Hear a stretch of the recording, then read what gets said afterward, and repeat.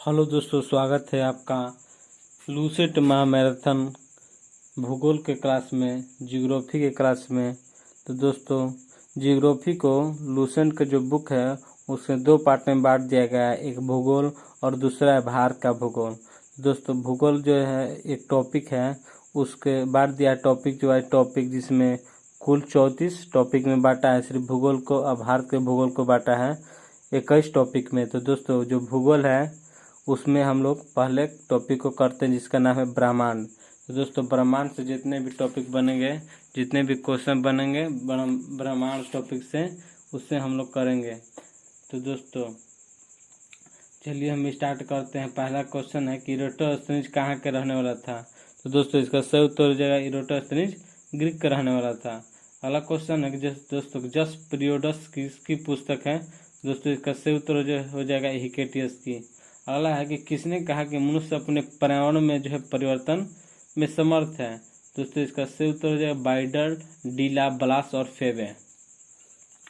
दोस्तों, बाइडल, डीला, ब्लास और फेवे ने वह कहा कि जो मनुष्य अपने पर्यावरण में यानी प्राकृतिक में जो है परिवर्तन कर सकता है। और अगला क्वेश्चन है कि भूगोल पृथ्वी की झलक को स्वर्ग में देखने वाला अभामय विज्ञान है, किसने कहा। तो कैलियस और टॉलमी ने। दोस्तों, सभी वैज्ञानिक ने अपने अपने बारे में भूगोल के बारे में एक सुझाव दिया था। जैसे कैलियस और टॉलमी ने बताया था कि भूगोल पृथ्वी की झलक को स्वर्ग में देखने वाला एक अभामय विज्ञान है। अगला क्वेश्चन दोस्तों, पृथ्वी को स्वतंत्र ग्रह के रूप में मान्यता देते हुए उसके समस्त लक्षणों, घटनाएं और उसके अंतर संबंध का अध्ययन किया जाता है, यह बात किसने कहा। तो दोस्तों, इसका सही उत्तर कार्ल रिटर ने कहा था। अगला क्वेश्चन कि पृथ्वी को स्वतंत्र ग्रह के रूप में मान्यता किसने दिया था। तो दोस्तों, इसका सही उत्तर कार्ल रिटर ने दिया था, पृथ्वी को स्वतंत्र ग्रह के रूप में। अगला दोस्तों क्वेश्चन है कि भूगोल में पृथ्वी के उस भाग का अध्ययन किया जाता है जो मानव के रहने का स्थान है, यह बात किसने कही थी। तो दोस्तों, इसका सही उत्तर है आर्थर होम्स ने। अगला दोस्तों सही उत्तर प्रश्न है कि अस्तित्वमान द्रव्य ऊर्जा के सम्मिलित रूप को क्या कहते हैं। दोस्तों, ब्रह्मांड कहते हैं। अस्तित्वमान द्रव्य या ऊर्जा के सम्मिलित रूप को क्या कहते हैं, ब्रह्मांड। अगला है कि महाविस्फोटक सिद्धांत किसने दिया था। तो एफ जॉर्ज लेमेंटियर। अगला दोस्तों प्रश्न है कि साम्य अवस्था तथा सतत सृष्टि सिद्धांत स्थिर अवस्था की संकल्पना किसने दिया था। दोस्तों, इसका सही उत्तर थॉमस गोल्ड एवं हरमन बॉडी। अगला दोस्तों प्रश्न है कि दोलन सिद्धांत किसने दिया था। दोस्तों, इसका सही उत्तर डॉक्टर एन संटेजा। डॉक्टर एलन संडेजा जो है दोलन सिद्धांत दिया था। अगला कि स्फीति के सिद्धांत जो किसने दिया था। तो दोस्तों, सही उत्तर जो स्फीति के सिद्धांत है जो एलन गुथ ने दिया था। अगला दोस्तों प्रश्न कि बिग बैंग जो थ्योरी है सिद्धांत को व्याख्या किसने की। दोस्तों, इसका सही उत्तर है रॉबर्ट वैगनर ने। अगला दोस्तों प्रश्न है कि मैप MAP का जो फुल फॉर्म होता है क्या होता है। तो माइक्रोवेव एंट्रोपी प्रोब होता है। दोस्तों, अगला क्वेश्चन है कि नासा ने 2013 में ब्रह्मांड की जो आयु है कितना वर्ष निर्धारण की थी। दोस्तों, इसका सही उत्तर है 13.7 अरब वर्ष है। अगला दोस्तों प्रश्न है कि ब्रह्मांड का जो व्यास है वो कितना प्रकाश वर्ष है। दोस्तों, इसका सही उत्तर है 10/8 प्रकाश वर्ष है। अगला दोस्तों क्वेश्चन है कि ब्रह्मांड में अनुमानतः कितने अरब मंदाकिनी है। तो दोस्तों, 100 अरब मंदाकिनी है। अगला प्रश्न दोस्तों कि प्रत्येक मंदाकिनी में अनुमानतः कितने तारे हैं। दोस्तों, इसका सही उत्तर है 100 अरब तारे हैं। अगला दोस्तों प्रश्न है कि हमारी पृथ्वी की एक मंदाकिनी है, उसका क्या नाम है। दोस्तों, इसका सही उत्तर है दूध मेखला या आकाशगंगा। अगला दोस्तों प्रश्न है कि पृथ्वी की जो मंदाकिनी को सबसे पहले किसने देखा था। दोस्तों, इसका सही उत्तर गैलीलियो ने देखा था। अगला प्रश्न दोस्तों कि मंदाकिनी का कितना भाग सर्पिला है। तो दोस्तों, इसका सही उत्तर 80% भाग सर्पिला है। अगला प्रश्न दोस्तों कि आकाशगंगा की सबसे नजदीक की मंदाकिनी कौन है। आकाशगंगा की सबसे जो नजदीक की मंदाकिनी वो देवानी है। अगला दोस्तों है कि नवीनतम ज्ञात मंदाकिनी कौन है। दोस्तों, इसका सही उत्तर ड्वार्फ मंदाकिनी। अगला क्वेश्चन दोस्तों सौर मंडल के समस्त ऊर्जा का स्रोत क्या है। दोस्तों, इसका सही उत्तर हो जाएगा सूर्य। अगला प्रश्न दोस्तों सूर्य दूध मेखला के केंद्र से लगभग कितना प्रकाश वर्ष की दूरी पर है। दोस्तों, इसका सही उत्तर हो जाएगा 30,000 की दूरी पर है। अगला है एक ब्रह्मांड वर्ष बराबर कितना करोड़ होता है। दोस्तों, एक ब्रह्मांड वर्ष बराबर होता है 25 करोड़। अगला है एक ब्रह्मांड वर्ष बराबर कितना मिलियन में होता है, तो 250 मिलियन। दोस्तों अगला है कि सूर्य किस दिशा से घूर्णन प्रारंभ करता है। दोस्तों इसका सही उत्तर है पूर्व से पश्चिम के सूर्य जो है अपना घूर्णन करता है। और वही पृथ्वी की बात करते हैं तो पृथ्वी पश्चिम से पूर्व की ओर घूर्णन करती है। अगला क्वेश्चन है सूर्य का जो मध्य भाग तथा ध्रुवीय भाग कितने दिनों में गति करता है। तो दोस्तों सूर्य का जो मध्य भाग है वो 25 दिनों में, दोस्तों मध्य का मतलब होता है बीच, 25 दिनों में करता है। ध्रुवीय जो भाग है वो 35 दिनों में करता है। अगला है दोस्तों कि सूर्य में हाइड्रोजन की जो मात्रा है वो कितना % है। तो दोस्तों इसका सही उत्तर जो है 71% है। अगला है दोस्तों कि हीलियम में जो है सूर्य जो है सूर्य उसमें हीलियम की मात्रा कितना है, तो 26.5%। अगला है कि सूर्य में अन्य की मात्रा कितना है, हाइड्रोजन और हीलियम को छोड़कर, तो 2.5%। अगला है कि सूर्य का केंद्रीय भाग क्या कहलाता है। दोस्तों सूर्य का केंद्रीय भाग करोड़ कहलाता है। अगला है कि जिस ताप सूर्य का जो है ताप कितना, जिसका ताप कितना होता है केंद्रीय भाग का, सूर्य के केंद्रीय भाग का जो ताप होता है 1.5 × 10⁻7 डिग्री सेल्सियस होता है। अगला है कि सूर्य के जो बाहरी सतह का तापमान कितना होता है, तो इसका सही उत्तर है 6000 डिग्री सेल्सियस होता है सूर्य के बाहरी सतह का तापमान। अगला दोस्तों कि किसने बताया कि 10⁻7 डिग्री सेल्सियस पर सूर्य के केंद्र पर 4 हाइड्रोजन नाभिक मिलकर एक हीलियम नाभिक निर्माण करते हैं। तो दोस्तों इसका सही उत्तर हो जाएगा हेंस और बेथ ने। अगला दोस्तों इसका सही उत्तर हो जाएगा कि सूर्य के दीप्तिमान सतह को क्या कहते हैं। दोस्तों इसका सही उत्तर हो जाएगा प्रकाश मंडल। अगला दोस्तों प्रश्न है कि वर्णमंडल किस रंग का होता है। दोस्तों इसका सही उत्तर हो जाएगा लाल रंग का होता है। अगला दोस्तों प्रश्न है कि सूर्य ग्रहण के समय सूर्य के दिखाई देने वाले भाग को क्या कहते हैं। दोस्तों इसका सही उत्तर हो जाएगा सूर्य किरीट कहते हैं, यानी कोरोना। सूर्य ग्रहण के समय सूर्य के दिखाई देने वाले भाग को क्या कहते हैं, सूर्य किरीट कहते हैं, कोरोना। अगला है कि सूर्य किरीट किस किरण को उत्सर्जित करता है। दोस्तों इसका सही उत्तर है एक्सरे किरण को उत्सर्जित करता है। अगला है कि किस समय सूर्य किरीट से प्रकाश की प्राप्ति होती है। दोस्तों इसका सही उत्तर है पूर्ण सूर्य ग्रहण के समय, पूर्ण जो सूर्य ग्रहण लगता है उस समय सूर्य किरीट से प्रकाश की प्राप्ति होती है। अगला है कि सूर्य की जो उम्र है कितना वर्ष होता है। दोस्तों 5 बिलियन वर्ष होता है। दोस्तों ये अति महत्वपूर्ण क्वेश्चन है क्योंकि ग्रुप डी के एग्जाम में 2018 में क्वेश्चन पूछा हुआ था कि सूर्य की जो उम्र है वो कितना वर्ष है। तो दोस्तों इसको दे देगा 5 बिलियन वर्ष। तो आपको 5 बिलियन वर्ष ही मारना है, बिलियन में मारना है दोस्तों 5 बिलियन वर्ष। अगला के भविष्य में सूर्य के द्वारा ऊर्जा देते रहने का जो समय है वो कितना है वर्ष में बताना है। 10⁻11 वर्ष, 10⁻11 वर्ष तक सूर्य जो है ना ऊर्जा देते रहेगा। अगला कि सूर्य के प्रकाश को पृथ्वी तक पहुंचने में लगा समय। दोस्तों लगा समय होता है 8 मिनट 16.6 सेकेंड होता है। लेकिन कभी कभी किसी एग्जाम में दोस्तों किसी बुक में देता है 8 मिनट 20 सेकेंड या 500 सेकेंड, लेकिन सही अगर बताया जाए तो 8 मिनट 16.6 सेकेंड ही होता है। अगला कि सौर ज्वाला को उत्तरी ध्रुव पर क्या कहते हैं। सौर ज्वाला को उत्तरी ध्रुव पर दोस्तों कहते हैं ऑरोरा बोरियालिस कहते हैं। उत्तरी ध्रुव पर ऑरोरा बोरियालिस, वही कहते हैं कि दक्षिण ध्रुव पर दोस्तों ऑरोरा ऑस्ट्रेलिस कहते हैं। अगला दोस्तों किसने बताया कि सूर्य ब्रह्मांड का केंद्र है तथा ग्रह इसकी परिक्रमा करते हैं। दोस्तों इसका सही उत्तर कोपरनिकस ने बताया था कि सूर्य जो ब्रह्मांड का केंद्र है तथा ग्रह इसकी परिक्रमा करते हैं। हालांकि किसने बताया सूर्य के चारों ओर प्रत्येक नक्षत्र का जो मार्ग होता है वो दीर्घवृत्ताकार होता है। दोस्तों इसका सही उत्तर है केपलर ने बताया था कि सूर्य के जो चारों ओर प्रत्येक नक्षत्र का जो मार्ग होता है ना वो दीर्घवृत्ताकार होता है। अगला दोस्तों कि सूर्य के धब्बे का एक पूरा चक्र कितने वर्ष का होता है। दोस्तों इसका सही उत्तर हो जाएगा 22 वर्ष का होता है। अगला प्रश्न दोस्तों कि सूर्य का व्यास कितना किलोमीटर होता है। तो दोस्तों इसका सही उत्तर है 13,92,000। सूर्य का जो व्यास होता है वो 13,92,000 होता है। हालांकि सूर्य हमारे पृथ्वी से कितना बड़ा है। दोस्तों इसका सही उत्तर हो जाएगा 13 लाख गुना बड़ा है। अगला है कि पृथ्वी को सूर्य का कितना भाग मिलता है।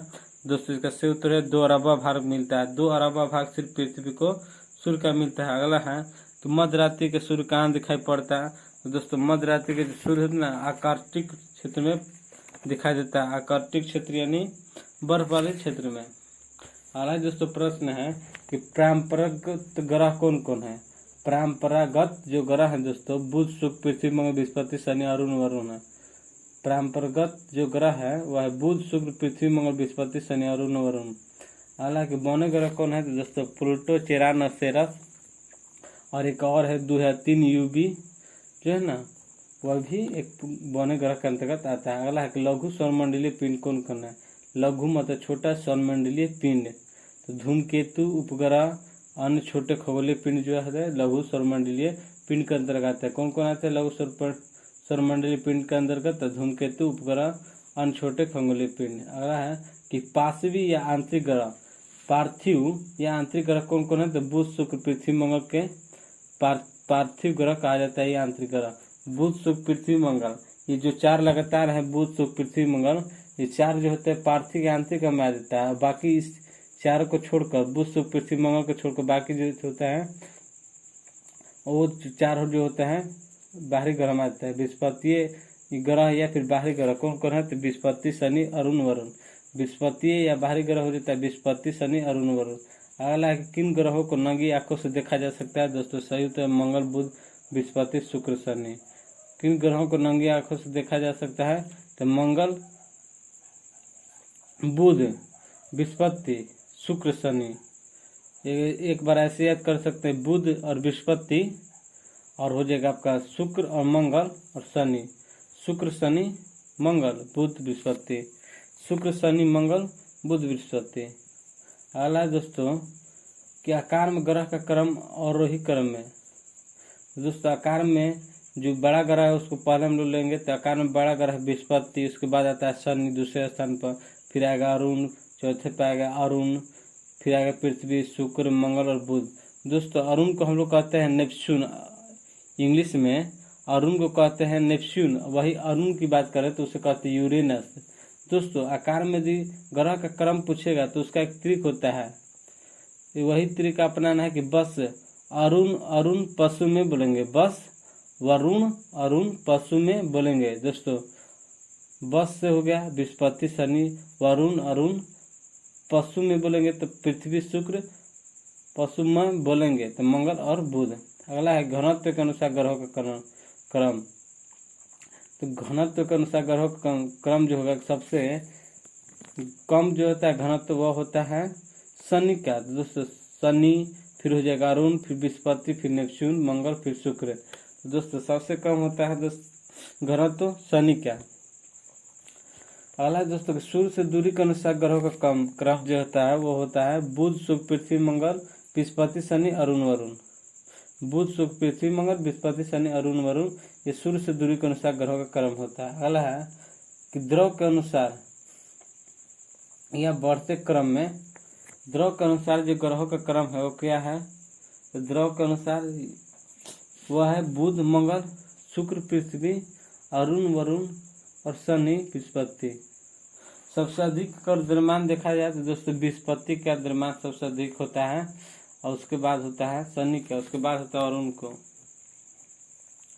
दोस्तों जो बड़ा होगा सूर्यवंशी वह भारी भी होगा, जो आकार में बड़ा ग्रह होगा वह भारी भी ग्रह होगा, इसलिए बड़ा बृहस्पति होता है और उसका जो आकार भी होता है बड़ा होता है और वजन के अनुसार भी बृहस्पति भारी होता है, अधिक द्रव्यमान होता है। अगला है कि परिक्रमण काल के अनुसार ग्रहों का क्रम बताइए आरोही यानी बढ़ते क्रम में। तो दोस्तों इसका सही उत्तर रहेगा बुध शुक्र पृथ्वी मंगल बृहस्पति शनि अरुण वरुण। परिक्रमण काल के अनुसार ग्रहों का क्रम आरोही में यानी बढ़ते क्रम में। अगला क्वेश्चन का अपने अक्ष पर झुकाव के अनुसार ग्रह का क्रम। दोस्तों सबसे देखा जाए तो पहला आता है शुक्र, फिर उससे बृहस्पति, फिर बुध, फिर पृथ्वी, फिर मंगल, फिर शनि, फिर वरुण एवं वरुण। अगला है दोस्तों कि अपने अक्ष पर झुकाव के अनुसार ग्रह का जो क्रम है वो बढ़ते क्रम में शुक्र बृहस्पति बुध पृथ्वी मंगल शनि वरुण वरुण। अगला है कि शुक्र और अरुण किस दिशा की ओर गति करते हैं? दोस्तों इसका सही उत्तर है शुक्र और अरुण यानी यूरेनस जो पूर्व से पश्चिम की ओर, बाकी सभी ग्रह पश्चिम से पूर्व की ओर करते हैं। यही दो ग्रह हैं शुक्र एवं अरुण, ये सूर्य की दिशा की ओर करते हैं पूर्व से पश्चिम की ओर। अगला दोस्तों का प्रश्न है कि बुध सूर्य निकलने के कितने घंटे बाद दिखाई देता है? तो दोस्तों बुध जो है ना सूर्य के निकलने के 2 घंटे बाद दिखाई देता है। अगला क्वेश्चन सबसे छोटा सबसे हल्का ग्रह तो बुध हो जाएगा। अगला क्वेश्चन दोस्तों सौरमंडल के सर्वाधिक कक्षीय यानी गति वाला ग्रह कौन है? तो दोस्तों सबसे कक्षीय गति वाला हो जाएगा आपका बुध, इसकी गति अधिक है, कम समय लेता है। अगला है कि क्योंकि बुध जो ग्रह है वह हल्का है द्रव्यमान में आकार में छोटा है, इसलिए कम समय लेता है। हालांकि बुध ग्रह का जो रात में तापमान होता है कितना होता है दोस्तों, अति महत्वपूर्ण क्वेश्चन है कि बुध ग्रह का जो तापमान होता है रात में -173 डिग्री सेल्सियस हो जाता है और दिन में बात करें तो 427 डिग्री सेल्सियस हो जाता है। हालांकि कि बुध का कितने उपग्रह हैं तो दोस्तों बुध का कोई उपग्रह नहीं है, ये ध्यान में रखिएगा। हालांकि पृथ्वी का निकट चमकीला सबसे गर्म ग्रह कौन है तो शुक्र है दोस्तों। पृथ्वी का निकट और चमकीला सबसे गर्म ग्रह कौन है तो शुक्र। अगला है कि शाम का तारा या भोर का तारा कैसे कहा जाता है तो दोस्तों सही उत्तर है शुक्र को। हालांकि शुक्र सुबह में किस दिशा में दिखाई देता है तो दोस्तों इसका सही उत्तर है पूर्व की ओर। दोस्तों अति महत्वपूर्ण क्वेश्चन है कि शुक्र जो है ना, शुक्र ग्रह जो है सुबह में किस दिशा की ओर दिखाई देता है तो दोस्तों पूर्व दिशा की ओर दिखाई देता है। अगला है कि कौन सा ग्रह पृथ्वी के घनत्व के आकार और व्यास में समान है, दोस्तों इसका सही उत्तर है शुक्र। दोस्तों शुक्र और अरुण जो होता है पूर्व से पश्चिम की ओर घूमता है, इसलिए वह सुबह सुबह जो होता है पूर्व की ओर दिखाई देता है। अगला कि सौरमंडल का सबसे बड़ा ग्रह कौन है तो दोस्तों इसका सही उत्तर हो जाएगा बृहस्पति। अगला क्वेश्चन है बृहस्पति को अपनी धुरी पर चक्कर लगाने में कितना समय लगता है, दोस्तों इसका सही उत्तर हो जाएगा 10 घंटा। अगला है सूर्य की परिक्रमा करने में कितना वर्ष लगता है, तो सूर्य की परिक्रमा करने में 12 वर्ष लगते हैं। दोस्तों अगला क्वेश्चन है कि बृहस्पति के द्रव्यमान सूर्य के द्रव्यमान के लगभग कौन सा भाग है तो 1000वां भाग है। बृहस्पति के जो द्रव्यमान होता है सूर्य के द्रव्यमान के लगभग 1000वां भाग है।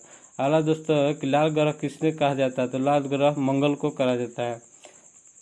हालांकि मंगल ग्रह लाल क्यों है दोस्तों, आयरन ऑक्साइड के कारण, आयरन ऑक्साइड ज्यादा होने के कारण जो उसका रंग होता है मंगल ग्रह का वो लाल हो जाता है, इसलिए उसे मंगल ग्रह को लाल ग्रह कहते हैं। हालांकि मंगल अपनी धुरी पर कितने घंटा में चक्कर लगाता है दोस्तों इसका सही उत्तर देगा 24 घंटा में। मंगल जो है मंगल ग्रह वो अपनी धुरी पर कितने घंटा में चक्कर लगाता है तो 24 घंटा में।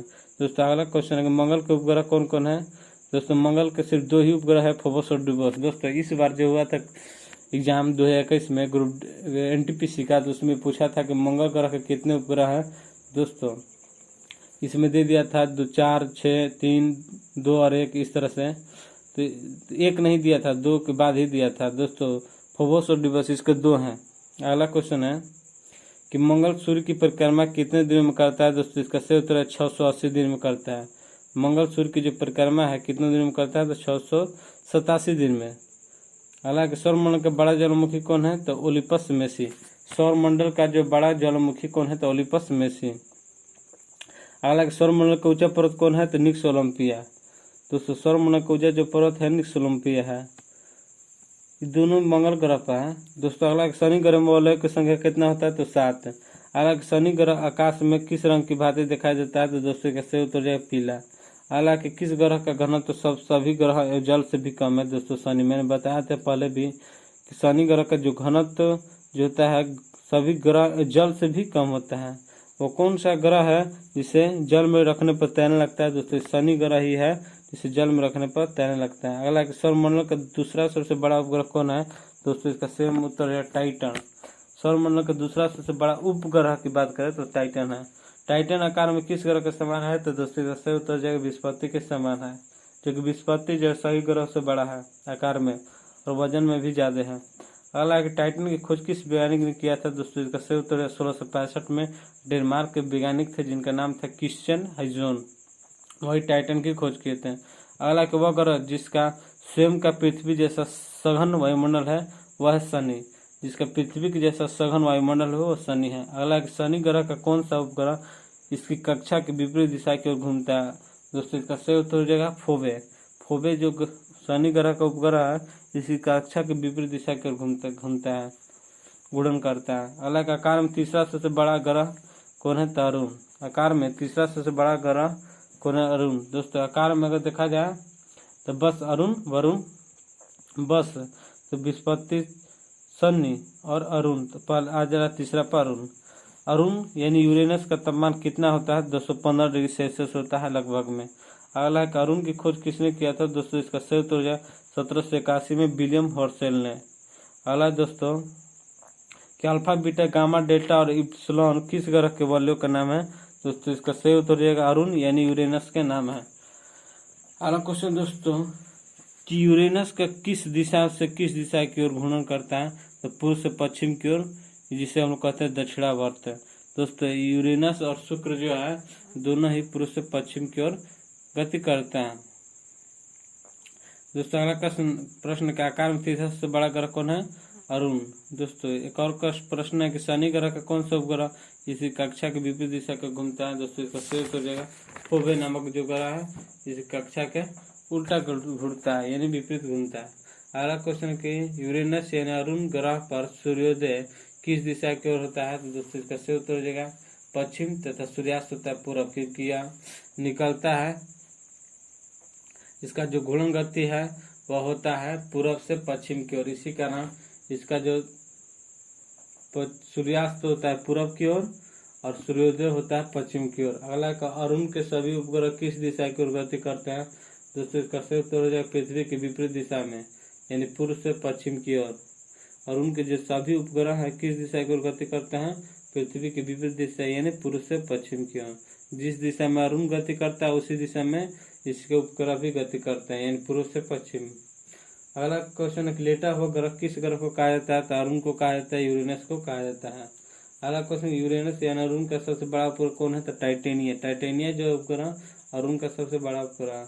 अगला अरुण यानी नेपच्यून ग्रह की खोज किसने किया था? तो 1846 से जोहान गाले ने किया था। दोस्तों अरुण यानी नेपच्यून ग्रह की जो खोज है 1846 ईस्वी में जोहान गाले ने किया था। अगला क्वेश्चन सूर्य से सबसे दूर स्थित ग्रह कौन है? तो वरुण। सूर्य से सबसे दूर स्थित ग्रह कौन है? तो वरुण। अगर कौन सा ग्रह हरे रंग का प्रकाश करता है? दोस्तों इसका सही उत्तर हो जाएगा वरुण। अगला दोस्तों क्वेश्चन है कि मीथेन का बादल किस ग्रह के ऊपर छाया रहता है? दोस्तों इसका सही उत्तर हो जाएगा नेपच्यून। नेपच्यून यानी वरुण के ऊपर। अगला कि टाइटन किसका उपग्रह है? दोस्तों इसका सही उत्तर हो जाएगा वरुण का। अगला क्वेश्चन है पृथ्वी आकार में कौन सा ग्रह का क्रम आता है? दोस्तों पृथ्वी का जो है आकार के अनुसार जो क्रम है उसका है 5वां। अगला क्वेश्चन है पृथ्वी का अक्ष पृथ्वी की कक्षा तौर से कितना डिग्री का कोण बनाती है? दोस्तों इसका सही उत्तर है 66.5 डिग्री का कोण बनाती है। अगला है कि सौरमंडल का एकमात्र उपग्रह जिस पर जीवन है वह है पृथ्वी। अगला कि पृथ्वी के एकमात्र उपग्रह कौन है? तो दोस्तों चंद्रमा। अगला पृथ्वी का विषुवतीय व्यास कितना है? तो दोस्तों इसका सही उत्तर है 12,756 किलोमीटर। अगला ध्रुवीय व्यास कितना है? तो दोस्तों 12,713.6 किलोमीटर। विषुवतीय पूछेगा तो 12,756 किलोमीटर और ध्रुवीय पूछेगा तो 12,713 किलोमीटर। दोस्तों इस बार का जो एग्जाम हुआ था NTPC के 2021 में ये क्वेश्चन पूछा था कि पृथ्वी का सबसे बड़ा जो होता है रेखा कौन सा होता है, विषुवतीय या ध्रुवीय।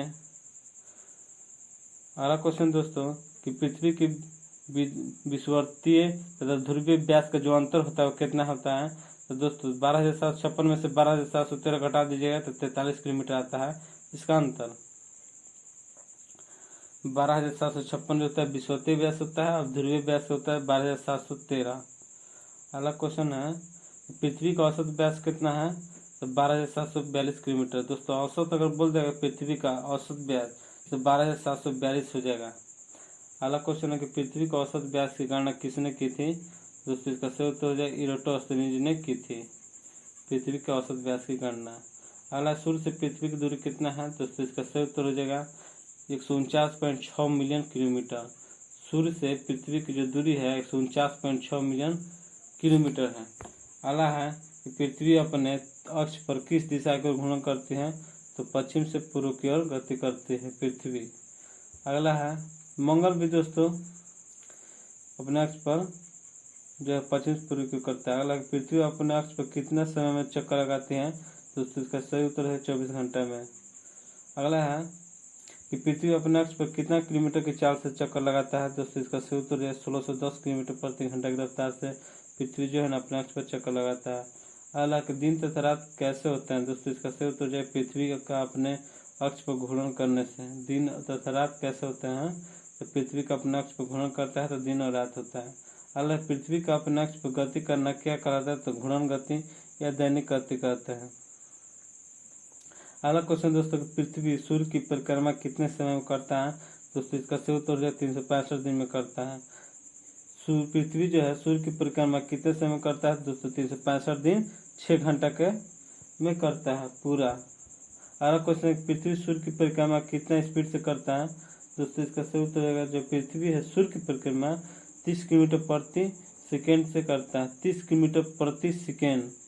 वही पृथ्वी अपने अक्ष पर कितना किलोमीटर चाल से चक्कर लगाता है? 1610 किलोमीटर प्रति घंटा। और वही सूर्य की बोल देगा तो 30 किलोमीटर प्रति सेकेंड। तो दोस्तों अभी तक आप हमारे इस चैनल स्टडी बाइट को सब्सक्राइब नहीं किए हैं तो कर लीजिए और बेल आइकन के घंटे को दबा दीजिए ताकि आने वाले सभी नोटिफिकेशन के वीडियो आपके तक पहुंच सके। तो दोस्तों चलते हैं समय बर्बाद किए बिना अगले क्वेश्चन पर कि पृथ्वी को सूर्य की एक परिक्रमा करने में लगे समय को क्या कहते हैं? तो दोस्तों इसका सही उत्तर सौर वर्ष कहते हैं। पृथ्वी को सूर्य की एक परिक्रमा करने में जो लगे समय को सौर वर्ष कहा जाता है। हालांकि प्रत्येक सौर वर्ष कैलेंडर वर्ष से कितना घंटा बढ़ जाता है? दोस्तों इसका सही उत्तर हो जाएगा 6 घंटा, क्योंकि 365 दिन 6 घंटा लगता है, इसी वर्ष से 6 जो घंटा वो आगे चला जाता है। अगला पृथ्वी पर ऋतु परिवर्तन होने का कारण क्या है? दोस्तों इसका सही उत्तर रहेगा झुके होना तथा वार्षिक गति।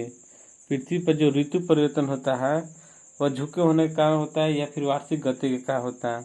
अगला है कि पृथ्वी पर दिन रात छोटा बड़ा क्यों होता है?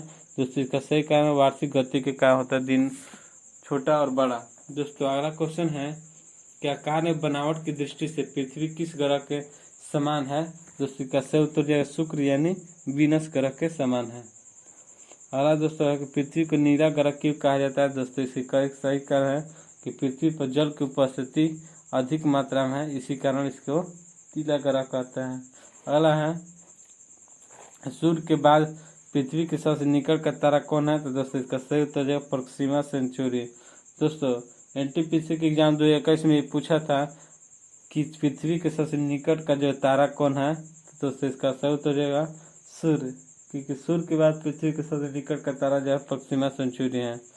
हालांकि प्रोक्सिमा सेंचुरी किस सेंचुरी समूह का एक तारा है? तो दोस्तों इसका सही उत्तर है अल्फा समूह का एक तारा है। प्रोक्सिमा सेंचुरी पृथ्वी से कितना प्रकाश वर्ष दूर है?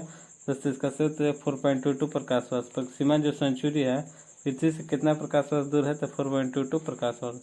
अगला है कि प्लूटो को ग्रह होने का दर्जा कब खत्म कर दिया गया? तो दोस्तों इसका सही उत्तर है 24.8.2006 में। प्लूटो को ग्रह होने का दर्जा कब खत्म कर दिया गया? तो 2006 में। अगला है कि रात्रि में दिखाई देने वाला सर्वाधिक चमकीला तारा कौन है? तो साइरस या डॉग स्टार। रात्रि में दिखाई देने वाला सर्वाधिक चमकीला तारा कौन है? साइरस या डॉग स्टार। अगला कि चंद्रमा की सतह और उसकी आंतरिक स्थितियों का अध्ययन करने वाला विज्ञान क्या कहलाता है? दोस्तों इसका सही उत्तर सेलेनोलॉजी कहलाता है। चंद्रमा की सतह और इसकी आंतरिक स्थितियों का अध्ययन करने वाला विज्ञान क्या कहता है? सेलेनोलॉजी। अगला चंद्रमा को धूल के मैदान को क्या कहते हैं? दोस्तों इसका सही उत्तर है शांति सागर। चंद्रमा को धूल के मैदान को क्या कहते हैं? तो शांति सागर। अगला कि लिमटिज पर्वत चंद्रमा के किस ध्रुव पर उपस्थित है? दोस्तों इसका सही उत्तर है दक्षिण ध्रुव पर। अगला है कि लिमटिज पर्वत की ऊंचाई कितना है? दोस्तों सही उत्तर है 35,000 फीट और वही मीटर में कह देगा तो 10,668 मीटर। लिमटिज जो है पर्वत चंद्रमा के किस ध्रुव पर उपस्थित है? तो दक्षिण ध्रुव पर स्थित है। और उसकी ऊंचाई कितनी है लिमटिज पर्वत की? तो 35,000 फीट या 10,668 मीटर। अगला कि जीवाश्म ग्रह के नाम से किसे जाना जाता है? दोस्तों इसका सही उत्तर चंद्रमा को जाना जाता है। अगला दोस्तों प्रश्न है कि चंद्रमा पृथ्वी की परिक्रमा तथा अपने अक्ष पर घूर्णन कितना समय में करता है? दोस्तों इसका सही उत्तर है 27 दिन 8 घंटा। चंद्रमा पृथ्वी की परिक्रमा अपने अक्ष पर घूर्णन कितने समय में करता है? तो 27 दिन 8 घंटा। अगला कि पृथ्वी से चंद्रमा का कितना % भाग दिखाई देता है? दोस्तों इसका सही उत्तर है 57%। अगला है कि चंद्रमा का अक्ष तल पृथ्वी के अक्ष के साथ कितना डिग्री का कोण बनाता है? दोस्तों इसका सही उत्तर है 58.48 डिग्री। चंद्रमा का जो अक्ष तल है पृथ्वी के अक्ष के साथ कितना डिग्री कोण बनाता है? तो 58.48 डिग्री। अगला क्वेश्चन है कि चंद्रमा का व्यास कितना होता है? चंद्रमा का जो व्यास होता है 3480 किलोमीटर होता है। अगला है कि द्रव्यमान कितना होता है चंद्रमा का? तो पृथ्वी के द्रव्यमान का 1/81 होता है। अगला कि सूर्य के संदर्भ में चंद्रमा की परिक्रमा की अवधि कितना होता है? तो सूर्य के संदर्भ में चंद्रमा की जो परिक्रमा की जो अवधि है 29.53 दिन होता है। 29.53 दिन होता है। अगला तथा इस समय को क्या कहते हैं? सूर्य के संदर्भ में चंद्रमा की परिक्रमा की जो अवधि है तो इस समय को क्या कहते हैं? तो चंद्रमास या साइनोडिक मास कहते हैं, जो कि 29.53 दिन का होता है। अगला है कि नक्षत्र मास कितने दिन का होता है, तो दोस्तों इसका सही उत्तर हो जाएगा 27 दिन का होता है नक्षत्र मास। अगला है कि ज्वार उठने के लिए अपेक्षित सौर या चंद्रमा की शक्तियों का अनुपात कितना होता है, तो ज्वार उठने के लिए जो अपेक्षित सूर्य और चंद्रमा की जो शक्तियों का अनुपात होता है वो 11.5 होता है। सूर्य का 11 होता है और चंद्रमा का 5 होता है। अगला सुपर मून के समय चंद्रमा कितना % बड़ा दिखाई देता है तथा कितना % ज्यादा चमकीला दिखाई देता है, तो दोस्तों 14% बड़ा दिखाई देता है। सुपर मून के दिन चंद्रमा जो होता है 14% तक बड़ा दिखाई देता है और 30% ज्यादा चमकीला चमकता है। अगला आगे चंद्रमा पृथ्वी के सबसे निकट होता है तो उस अवस्था को क्या कहते हैं, तो इसका सही उत्तर हो जाएगा सुपर मून या पेरिजी फुल मून। चंद्रमा जो पृथ्वी के सबसे निकट होता है तो उस अवस्था को क्या कहते हैं, तो सुपर मून या पेरिजी फुल मून। चंद्रमा पृथ्वी के सबसे निकट होता है तो उस अवस्था को क्या कहते हैं, सुपर मून या पेरिजी फुल मून। अगला चंद्रमा पृथ्वी के बीच की औसत दूरी कितनी है, तो चंद्रमा पृथ्वी के बीच की दूरी है 3,84,365 किलोमीटर। 3,84,365 किलोमीटर। अगला है कि दूसरी पूर्णिमा का चांद क्या कहलाता है, दोस्तों इसका सही उत्तर हो जाएगा ब्लू मून। दूसरी जो पूर्णिमा का जो चांद होता है उसे कहते हैं ब्लू मून। अगला कि पिछले किस वर्ष को ब्लू मून ईयर कहा गया था, दोस्तों 2018 को ब्लू मून ईयर कहा गया था। अगला को अपोलो 11 चंद्रमा के किस स्थान पर उतरा था, तो EF ट्रैंक्विलिटी पर उतरा था, CF ट्रैंक्विलिटी पर। अगला कि यम का खोजकर्ता कौन है, तो दोस्तों इसका सही उत्तर हो जाएगा क्लाड टामो 1930 में। यम का खोजकर्ता क्लाड टामो 1930 में। प्रश्न है कि अपोलो 11 चंद्रमा किस स्थान पर उतरा था, तो CF ट्रैंक्विलिटी पर उतरा था। अगला कि यम का नया नाम क्या है, 1,34,340। यम का नया नाम क्या है, तो 1,34,340 है। हालांकि सेरस की खोज किसने की थी, तो दोस्तों सेरस की खोज किए थे पियाजी, जो कि इटली के वैज्ञानिक थे। हालांकि सेरस की किस संख्या के नाम से जाना जाता है, तो एक सेरस को एक संख्या के नाम से जाना जाता है। हालांकि बुध और शुक्र के कितने उपग्रह हैं, तो दोस्तों 0 है। न शुक्र का कोई उपग्रह न बुध का ही कोई उपग्रह है। हालांकि पृथ्वी के उपग्रह की संख्या कितना है, तो 1, तो वो है चंद्रमा। मंगल के उपग्रह की संख्या कितना है, तो 2, फोबोस और डिपोस। अगला लूनार झील कहाँ स्थित है, दोस्तों महाराष्ट्र में, क्योंकि अभी चर्चा में रहा था। क्यों, क्षुद्र ग्रह के द्वारा पृथ्वी पर गिरने के कारण जो महाराष्ट्र में जो लूनार झील उसका निर्माण हुआ था, क्षुद्र ग्रह के टूट के गिरने से। अगला है कि एकमात्र क्षुद्र ग्रह जिसे नंगी आंखों से देखा जा सकता है वो है फोरवेस्टा। फोरवेस्टा एकमात्र क्षुद्र ग्रह जिसे नंगी आंखों से देखा जा सकता है। अगला है हेलेन नामक धूमकेतु का परिक्रमण काल कितना है, दोस्तों इसका सही उत्तर हो जाएगा 76 वर्ष, जो कि 2062 में दिखाई देने वाला है। हेलेन नामक धूमकेतु 2062 में आपको दिखाई देगा, जिसका परिक्रमण काल होता है 76 वर्ष। अगला पृथ्वी के प्रकाशित और अप्रकाशित भाग को बांटती है वह रेखा क्या कराती है, दोस्तों इसको वह रेखा होता है प्रकाश चक्र। पृथ्वी के प्रकाशित और अप्रकाशित भाग को बांटती है वह रेखा होता है प्रकाश चक्र। अगला कि नक्षत्र दिवस कितने अवधि का होता है, तो दोस्तों इसका सही उत्तर 23 घंटा 56 मिनट का होता है। नक्षत्र दिवस कितने अवधि का होता है, तो 23 घंटा 56 मिनट का। अगला कि सौर दिवस की अवधि कितना होता है, दोस्तों इसका सही उत्तर 24 घंटा। हालांकि पृथ्वी सूर्य की परिक्रमा ये वार्षिक गति कितना वेग से लगाती है, पृथ्वी जो है सूर्य की परिक्रमा ये जो वार्षिक गति है कितना वेग से लगाती है, तो 29.8 किलोमीटर प्रति सेकेंड। अगला है कि जब पृथ्वी सूर्य के अत्यधिक पास होती है तो उसे क्या कहा जाता है, तो दोस्तों उसे कहते हैं अपसर। दोस्तों जब पृथ्वी सूर्य के अत्यधिक पास होती है, नजदीक होती है, जब पृथ्वी सूर्य के नजदीक होती है तो उसे कहते हैं उपसर। उप और सौर, वही पृथ्वी जब सूर्य से अत्यधिक दूर होती है तो उसे कहते हैं अपसर। अप यानी ऊपर, ऊपर और चल जाओ तो उसे कहते हैं अपसर। जब दूर जाती है तो कहते हैं अप, और जब नजदीक आती है कहते हैं उप। उप। पृथ्वी सूर्य के अति निकट कब होती है, सूर्य के निकट होती है 3 जनवरी को, जो कि कुल दूरी हो जाती है 14.70 करोड़ किलोमीटर। हालांकि पृथ्वी सूर्य के दूर कब होता है, तो 4 जुलाई को, दूरी 15.21 करोड़। तो दोस्तों जब सूर्य जो है पृथ्वी का अति निकट कब होता है, तो 3 जनवरी को, और पृथ्वी सूर्य के दूर कब हो जाता है, या सूर्य पृथ्वी से कब दूर हो जाता है, तो 4 जुलाई को। सूर्य पृथ्वी के बीच का दूरी किस तारीख होता है, तो 3 जनवरी को, और दूर कब होता है जिसे हम लोग कहते हैं अपसर, उसे कहते 4 जुलाई को। 4 जुलाई को अपसर और 3 जनवरी को उपसर। अगला दोस्तों क्वेश्चन है कि अपसौर उपसौर ये अपसौर को मिलाने वाली काल्पनिक रेखा को क्या कहलाता है? तो एप्साइड रेखा। उपसौर और अपसौर को मिलाने वाली काल्पनिक रेखा को क्या कहते हैं? एप्साइड रेखा। अगला कि विषुवत वृत्त के उत्तरी भाग को क्या कहते हैं? दोस्तों इसका सही उत्तर हो जाएगा उत्तरी गोलार्ध। अगला कि एक ऐसा समूह जो पृथ्वी के पूर्व से पश्चिम विषुवतीय रेखा के समानांतर खींचा गया है वो कौन सी रेखा कहलाती है? वो अक्षांश रेखा। एक ऐसा समूह जो पृथ्वी के पूर्व से पश्चिम के विषुवत रेखा के समानांतर खींचा गया वो कौन सी रेखा कहलाती है? अक्षांश रेखा। अगला है कि दो अक्षांशों के मध्य की दूरी कितना होता है? दोस्तों इसका सही उत्तर है 111 किलोमीटर। अगला कि भूमध्य रेखा के उत्तर में 37 डिग्री अक्षांश कौन सी रेखा कहलाता है? तो दोस्तों इसका सही उत्तर है भूमध्य रेखा के उत्तर में कर्क रेखा। वही पूछते हैं भूमध्य रेखा के दक्षिण में 37 डिग्री अक्षांश क्या कहते हैं? तो मकर रेखा। अगला कि भूमध्य रेखा के उत्तर में 66 डिग्री अक्षांश को किस वृत्त के नाम से जाना जाता है? तो इसका सही उत्तर है आर्कटिक वृत्त के नाम से जाना जाता है। अगला कि भूमध्य रेखा के दक्षिण में 66 डिग्री अक्षांश को किस वृत्त के नाम से जाना जाता है? तो इसका सही उत्तर अंटार्कटिक वृत्त के नाम से जाना जाता है। अगला कि उत्तरी तथा दक्षिणी ध्रुव को मिलाने वाली काल्पनिक रेखा को क्या कहते हैं? दोस्तों इसका सही उत्तर है देशांतर रेखा कहते हैं। उत्तरी तथा दक्षिणी ध्रुव को मिलाने वाली जो काल्पनिक रेखा है उसे देशांतर रेखा कहते हैं।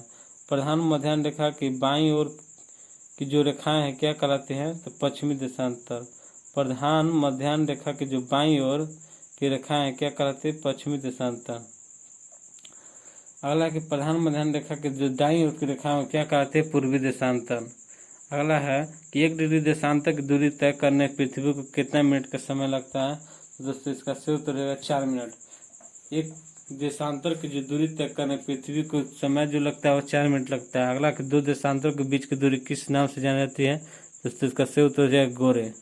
अगला कि किसी स्थान का समय किसके आधार पर ज्ञात किया जाता है? तो दोस्तों इसका सही उत्तर है देशांतर। 2 देशांतरों के बीच की दूरी किस नाम से जानी जाती है? गोरे।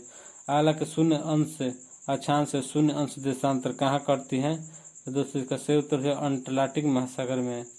अगला कि मानचित्र गोलों पर पाई जाने वाली प्रतिच्छेद रेखाओं को क्या कहते हैं? तो भौगोलिक रेखा जाल। मानचित्र गोलों पर पाई जाने वाली जो प्रतिच्छेद रेखाओं को क्या कहते हैं? भौगोलिक रेखा जाल। अगला कि सूर्य के उत्तरायण और दक्षिणायन की सीमा को क्या कहते हैं? तो संक्रांति। सूर्य के उत्तरायण और दक्षिणायन की सीमा को क्या कहते हैं? तो संक्रांति। अगला कि उत्तरी गोलार्ध में सबसे बड़ा दिन कब होता है? तो 21 जून को। उत्तरी गोलार्ध में सबसे बड़ा दिन कब होता है? तो 21 जून को। वही बोल रहे हैं कि नारे में अर्धरात्रि के समय सूर्य कब दिखाई देता है? तो 21 जून को। नारे में अर्धरात्रि के समय सूर्य कब दिखाई देता है? दोस्तों इसका सही उत्तर हो जाएगा 21 जून को। अगला क्वेश्चन है दोस्तों कि दक्षिणी गोलार्ध में सबसे बड़ा दिन कब होता है? तो दोस्तों इसका सही उत्तर हो जाएगा 22 दिसंबर को। अगला है कि पूरे विश्व में दिन और रात बराबर होते हैं कब? किस तारीख को? दोस्तों इसका सही उत्तर है 21 मार्च 23 सितंबर को पूरे विश्व में दिन और रात बराबर होता है। अगला क्वेश्चन है कि दिन और रात छोटा बड़ा क्यों होता है? तो पृथ्वी को अपने अक्ष पर झुकी होने के कारण जो होता है दिन और रात छोटा बड़ा होता है। पृथ्वी अपने अक्ष पर झुकी हुई है 37 डिग्री, इसी वजह से दिन और रात छोटा बड़ा होता है। अगला पूर्ण सूर्य ग्रहण कब होता है? तो अमावस्या के दिन। चंद्र ग्रहण कब लगता है? तो पूर्णिमा के दिन। हालांकि 1 डिग्री देशांतर का अंतर होने पर समय में कितना मिनट का अंतर होता है? तो 4 मिनट का अंतर होता है। हालांकि ग्रीनविच से पूर्व की ओर बढ़ने पर प्रत्येक देशांतर पर कितना मिनट का बढ़ता है? तो 4 मिनट। अगला पश्चिम की ओर बढ़ने पर कितना होता है? तो 4 मिनट घटता है। अगर ग्रीनविच से पूर्व की ओर हम बढ़ते हैं तो 4 मिनट जो होता है बढ़ जाते हैं। वही अगर पश्चिम की ओर बढ़ते हैं तो 4 मिनट घट जाता है। अगला है कि 180 डिग्री देशांतर को किस रेखा के नाम से जाना जाता है? तो अंतर्राष्ट्रीय तिथि रेखा। अगला है ग्रीनविच देशांतर तथा 180 डिग्री देशांतर के बीच कितने घंटे का अंतर होता है? तो 24 घंटा। ग्रीनविच देशांतर तथा 180 डिग्री देशांतर के बीच कितने घंटे का अंतर होता है? 24 घंटा। अगला है कि बेरिंग जल संधि किस रेखा के समानांतर है? तो दोस्तों इसका सही उत्तर है अंतर्राष्ट्रीय तिथि रेखा के समानांतर होता है। बेरिंग जल संधि जो है किस रेखा के समानांतर है? तो अंतर्राष्ट्रीय तिथि रेखा। अगला विश्व को कितने समय जोन में बांटा गया? तो 24। विश्व को कितने समय में जोन में बांटा गया? तो 24। दोस्तों अगला के प्रश्न है कि विश्व में सबसे अधिक किस देश के पास अधिक समय जोन है? तो दोस्तों वह हो जाएगा रूस के पास सबसे अधिक टाइम जोन है। अगला है कि भारत का समय ग्रीनविच मीन टाइम से कितना घंटा आगे? तो 5.5 घंटा। भारत का जो समय है ग्रीनविच मीन टाइम जो कि लंदन में है उससे कितना घंटा आगे है, तो 5.5 घंटा। अगला है ग्रीनविच कहाँ है, तो यूनाइटेड किंगडम यूके में, यानी ब्रिटेन में है। ग्रीनविच जो है कहाँ है, तो यूनाइटेड किंगडम ब्रिटेन में। अगला यूएसए में कितने समय जोन है, तो 7 गो। और दोस्तों रूस में कितने समय जोन है, 11 गो। वही ऑस्ट्रेलिया में बोल देगा 3 गो। सबसे अधिक रूस में समय जोन 11 गो, यूएसए में 7 गो, ऑस्ट्रेलिया में 3 गो। अगला है कि गोलार्ध को ताप के आधार पर बांटा गया है, इन भागों को क्या कहते हैं, तो कटिबंध। गोलार्ध को ताप के आधार पर बांटा गया है, इन भागों को क्या कहते हैं, तो कटिबंध। हालांकि किसी स्थान की विषुववृत्त से उत्तर या दक्षिण की ओर कोणीय दूरी क्या कहलाती है, तो अक्षांश। किसी स्थान की विषुववृत्त से उत्तर या दक्षिण की कोणीय दूरी क्या कहलाती है, अक्षांश। हालांकि पृथ्वी पर वे 2 बिंदु जिनसे होकर काल्पनिक अक्ष गुजरता है, वो क्या कहलाता है, ध्रुव। पृथ्वी पर वे 2 बिंदु जिनसे होकर काल्पनिक अक्ष गुजरता है, क्या कहलाता है, ध्रुव। विषुववृत्त के समानांतर खींचे हुए काल्पनिक वृत्त क्या कहलाती है, तो अक्षांश वृत्त। दोस्तों प्रश्न है कि विषुववृत्त के समानांतर खींचे हुए काल्पनिक वृत्त क्या कहलाते हैं, तो अक्षांश वृत्त। अगला क्वेश्चन है दोस्तों कि किसी स्थान की प्रधान मध्याह्न रेखा से पूर्व या पश्चिम की कोणीय दूरी क्या कहलाती है, दोस्तों इसका सही उत्तर हो जाएगा देशांतर। क्वेश्चन एक बार और रिपीट में करता हूँ दोस्तों कि किसी स्थान की प्रधान मध्याह्न रेखा से पूर्व या पश्चिम की कोणीय दूरी क्या कहलाती है, तो दोस्तों इसका सही उत्तर देशांतर। अगला क्वेश्चन है दोस्तों कि पृथ्वी के ऊपरी भाग को क्या कहते हैं, तो भूपट्टी। अगला क्वेश्चन है कि पृथ्वी का भूपट्टी किससे बना है, तो बेसाल्ट चट्टानों से। अगला क्वेश्चन है दोस्तों कि भूपट्टी के कितने भाग होते हैं, तो 2। दोस्तों पृथ्वी की भूपट्टी के कितने भाग होते हैं, तो 2। अगला कि सियाल में किसकी मात्रा अधिक होती है, तो सिलिकॉन और एल्युमिनियम की। अगला क्वेश्चन दोस्तों सीमा में किसकी मात्रा होती है, तो सिलिकॉन और मैग्नीशियम की। दोस्तों अगला क्वेश्चन है कि भूपटल पर वजन के अनुसार सबसे अधिक मात्रा कौन होता है, तो ऑक्सीजन, जिसकी मात्रा होता है 46.60%, यानी 60। अगला कि मेटल किन चट्टानों से बना है, तो दोस्तों इसका सही उत्तर जो है बेसाल्ट पत्थरों से। मेटल जो है किन चट्टानों से बना है, तो बेसाल्ट पत्थरों से। अगला है कि क्रस्ट मेटल के बीच के सीमा क्षेत्र को क्या कहते हैं, तो मोहबिसिक या डिसकंटिन्यूटी कहते हैं। क्रस्ट मेटल के बीच की सीमा क्षेत्र को क्या कहते हैं, तो मोटबिसिक या डिसकंटिन्यूटी कहते हैं। ऊपरी मेटल निचले के बीच के सीमा क्षेत्र को क्या कहते हैं, तो रेपटी असंबद्धता। अगला क्वेश्चन है कि ऊपरी मेटल निचले के बीच के सीमा क्षेत्र क्या कहते हैं, रेपटी असंबद्धता। अगला कि बाहरी कोण या आंतरिक कोण के सीमा क्षेत्र क्या कहते हैं, तो लेहमैन असंबद्धता कहते हैं। बाहरी कोण तथा आंतरिक कोण के सीमा क्षेत्र को क्या कहते हैं, तो लेहमैन असंबद्धता कहते हैं। अगला है कि पृथ्वी का केंद्रीय भाग किसका बना होता है, तो निकल में फेरम का बना होता है। पृथ्वी का जो केंद्रीय भाग होता है किसका बना होता है, निकल में फेरस का होता है। अगला कि पृथ्वी का केंद्रीय भाग किस अवस्था में है, तो द्रव अवस्था या प्लास्टिक अवस्था में होता है। अगला कि पृथ्वी का औसत त्रिज्या कितना होता है, तो 6370 किलोमीटर, यानी 6370 किलोमीटर पृथ्वी का औसत त्रिज्या होता है, 6370 किलोमीटर। अगला घनत्व कितना होता है पृथ्वी का, तो दोस्तों घनत्व होता है पृथ्वी का 5.5 ग्राम प्रति सेंटीमीटर क्यूब। अगला क्वेश्चन पृथ्वी के 32 मीटर गहराई में जाने पर ताप कितना बढ़ता है, तो 1 डिग्री सेल्सियस।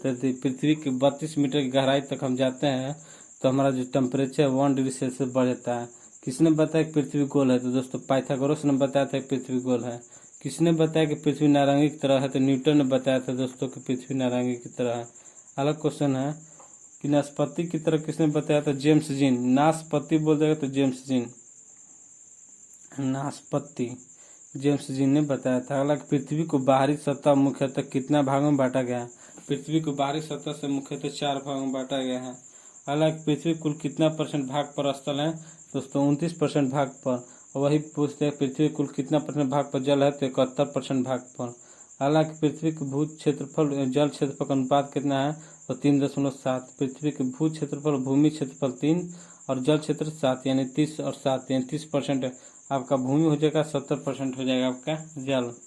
हालांकि पृथ्वी के उत्तरी गोलार्ध में कितना % जल है, तो दोस्तों 61% जल है। पृथ्वी के उत्तरी गोलार्ध में बात करें 61% जल है। वही अगर दक्षिणी गोलार्ध में बात करें तो 81%।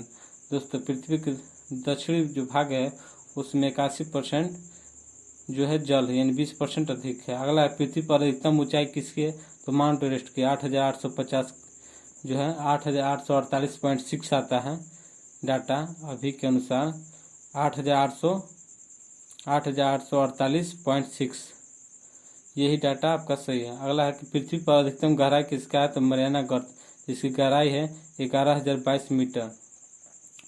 अगला पृथ्वी का अधिकतम गहराई और अधिकतम ऊंचाई में अंतर कितना है, तो दोस्तों इसका सही उत्तर हो जाएगा 20 किलोमीटर।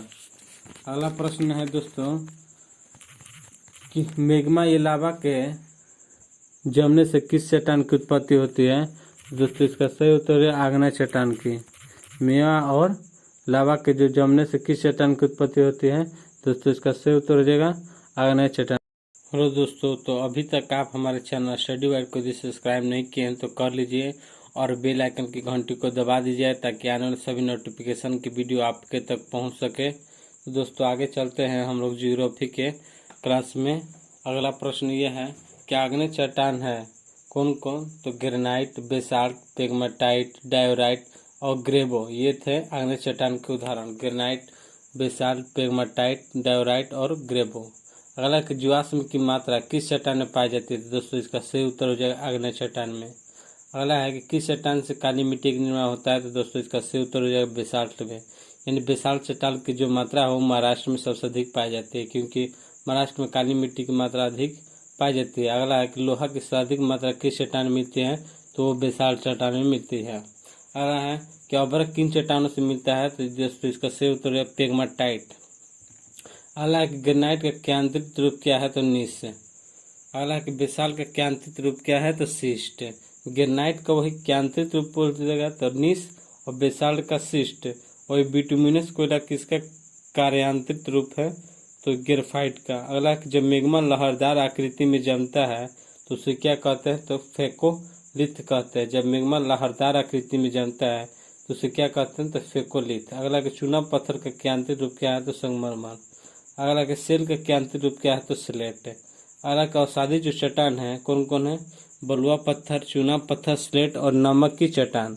ये कुल अवसादी चट्टान आ जाते हैं, बलुआ पत्थर, चूना पत्थर, स्लेट और नमक की चट्टान।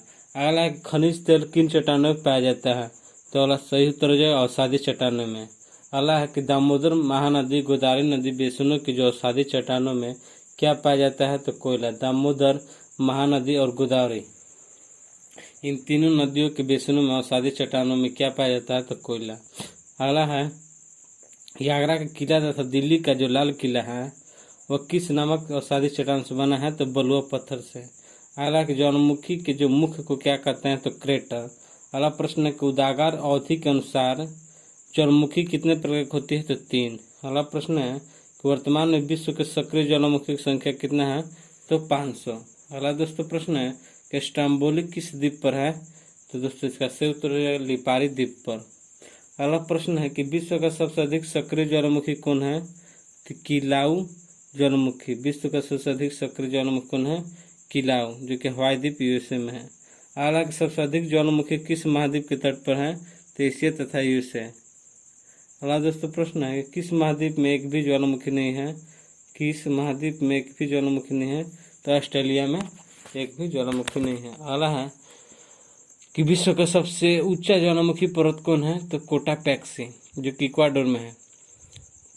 विश्व का सबसे ऊंचा ज्वालामुखी पर्वत कौन है, तो कोटापैक्सी, जो कि इक्वाडोर में 19,613 मीटर है इसकी ऊंचाई। अगला कि विश्व के सबसे ऊंचाई पर स्थित सक्रिय ज्वालामुखी कौन है, तो ओजस है। विश्व की सबसे ऊंचाई पर स्थित सक्रिय ज्वालामुखी पूछ देगा तो ओजस, जो कि डेल साल्डो है, ओजस डेल साल्डो। वही पूछ देगा विश्व का सबसे ऊंचा ज्वालामुखी पर्वत कौन है, तो कोटापैक्सी, जो कि इक्वाडोर में है 19,613 मीटर। अगला कि विश्व की सबसे ऊंचाई पर स्थित शांत ज्वालामुखी कौन है, तो एकांक गुहा।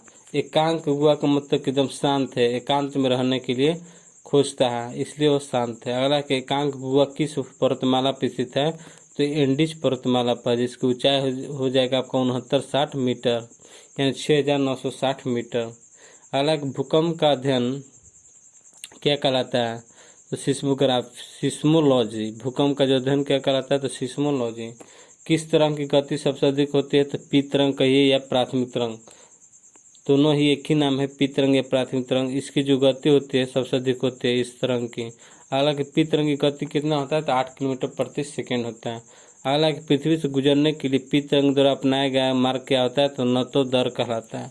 पृथ्वी से गुजरने के लिए पी तरंग के द्वारा अपनाया गया जो मार्ग होता है वो होता है नतोदर कहलाता है। अगला कि अनुप्रस्थ तरंग किस तरंग को कहते हैं? इस तरंग या द्वितीय तरंग को कहते हैं। अगला कौन सा तरंग केवल ठोस माध्यम से होकर गुजरता है? तो इस तरंग जो है केवल ठोस माध्यम से होकर गुजरता है। अगला कि इस तरंग का वेग कितना होता है? तो 4 किलोमीटर प्रति सेकेंड। इस तरंगों का जो वेग होता है वो 4 किलोमीटर प्रति सेकेंड होता है। अगला है कि एल तरंग या सतही तरंग की खोज किसने की? एल तरंग या सतही तरंग की जो खोज है किसने की? तो एच.डी. लॉव ने किया था। हालांकि कौन सी तरंग अत्यधिक विनाशकारी होती है? तो दोस्तों इसका सही उत्तर है सतही तरंग। अगला है सतही तरंग का अन्य नाम क्या है? तो आर तरंग। अगला कि भूकंपीय तरंग को किस यंत्र द्वारा रेखांकित किया जाता है? तो सिस्मोग्राफ के द्वारा। अगला प्रश्न है यदि भूकंपीय तरंग का वेग अधिक घनत्व वाले पदार्थों में से गुजरने पर क्या होता है? तो बढ़ जाता है। हालांकि यदि भूकंपीय तरंग का जो वेग अधिक घनत्व वाले पदार्थों में से गुजरने पर क्या होता है? तो बढ़ जाता है। हालांकि यदि भूकंपीय तरंग का वेग कम घनत्व वाले पदार्थों से होकर गुजरती है तो क्या होता है? तो घट जाता है। यदि भूकंपीय तरंग का जो वेग है कम घनत्व वाले पदार्थ से होकर गुजरती है तो घट जाता है, उसका वेग जो होता है घट जाता है यदि कम घनत्व कम डेंसिटी वाले पदार्थ से होकर गुजरती है। तो अगला कौन सी तरंग पृथ्वी के केंद्रीय भाग से होकर गुजरती है? तो सही उत्तर है प्राथमिक तरंग यानी पी तरंग। अगला है कि गौड़ तरंग पदार्थ की किस अवस्था से नहीं गुजर सकती है? गौड़ तरंग पदार्थ किस अवस्था से नहीं गुजर सकती है? तो द्रव पदार्थ से। अगला है कि कौन सी तरंग केवल धरातल के पास ही चलती है? दोस्तों इसका सही उत्तर हो जाएगा सतही तरंग, आर तरंग या एल तरंग। एल तरंग का ही है सतही तरंग या आर तरंग। ये तरंगे जो है कौन सी तरंग केवल धरातल के पास ही चलती है? तो एल तरंग, सतही तरंग और आर तरंग। अगला है कि भूकंप के उद्भव स्थान को क्या कहते हैं? तो केंद्र कहते हैं। अगला है कि भूकंप के केंद्र के निकट कितने प्रकार की तरंग पहुंचती है? तो 3। कौन कौन? तो पीएसएल प्राथमिक तरंग, द्वितीय तरंग, एल को सतही तरंग भी कहते हैं। अगला पृथ्वी के केंद्रीय भाग पर पहुंचने पर कौन सी तरंग लुप्त हो जाती है? तो इस तरंग लुप्त हो जाती है। अगला भूकंप के केंद्र के ठीक ऊपर स्थित बिंदु को क्या कहते हैं? दोस्तों इसका सही उत्तर है भूकंप का अधिकेंद्र। अगला है दोस्तों का अधिकेंद्र पर सबसे पहले कौन सी तरंग पहुंचती है? तो पी तरंग। अगला दोस्तों सागरों के अंदर भूकंपों के द्वारा उत्पन्न लहरों को क्या कहते हैं? सागरों के अंदर भूकंपों के द्वारा उत्पन्न लहरों को जापान में क्या कहते हैं? तो सुनामी। अगला है कि जिन संवेदनशील यंत्रों द्वारा भूकंपीय तरंगों की तीव्रता मापी जाती है उन्हें क्या कहते हैं? तो भूकंप लेखी या सिस्मोग्राफ। जिन संवेदनशील यंत्रों द्वारा भूकंपीय तरंगों की तीव्रता मापी जाती है उन्हें क्या कहते हैं? तो भूकंप लेखी या सिस्मोग्राफ। अगला है कि एक सिस्मोग्राफ को कितने स्केल होते हैं? 3 स्केल होते हैं। कौन कौन? तो रोसीफेरल स्केल, मर्केली स्केल या रिएक्टर स्केल। एक सिस्मोग्राफ के 3 स्केल होते हैं। कौन कौन? रोसीफेरल स्केल, मर्केली स्केल और तीसरा होता है रिएक्टर स्केल। हालांकि भूकंप की तीव्रता या ऊर्जा किस यंत्र से मापते हैं? तो रिएक्टर स्केल से मापते हैं भूकंप की तीव्रता और ऊर्जा। हालांकि रिएक्टर स्केल की खोज किसने किया था? तो 1935 में चार्ल्स रिएक्टर यूएसए का रहने वाला था। रिएक्टर स्केल की खोज 1935 में चार्ल्स रिएक्टर जो कि यूएसए का था। हालांकि रिएक्टर स्केल का जो पाठ्यांक कितना से कितना तक होता है? तो 1 से 9 के बीच में होता है रिएक्टर स्केल का जो पाठ्यांक होता है। हालांकि रिएक्टर स्केल का एक पाठ्यांक कितना अधिक गुना तीव्रता रखता है? तो 10 गुना। यानी 1 से 9 के बीच है तो एक जो होता है पाठ्यांक बता रहा है तो यानी 10 गुना मान्य रखता है। हालांकि रिएक्टर स्केल पर शक्तिशाली भूकंप का मान कितना होता है? तो 6.2। हालांकि रिएक्टर स्केल पर 2.0, 3.0 की तीव्रता का अर्थ होता है हल्का भूकंप। हालांकि निर्माण के आधार पर स्थलाकृतियों कितने प्रकार होती है? तो 3। अगला है उत्पत्ति के अनुसार पर्वत कितने प्रकार होते हैं? तो 4। उत्पत्ति के अनुसार पर्वत कितने प्रकार होते हैं? तो 4 प्रकार का। अगला है चट्टानों के बीच में धंसे हुए भाग को क्या कहते हैं? तो रिफ्ट घाटी। अगला है कि ब्लॉक पर्वत कौन किस देश में? तो आजेस फ्रांस में। ब्लॉक जो पर्वत है वो आजेस फ्रांस में।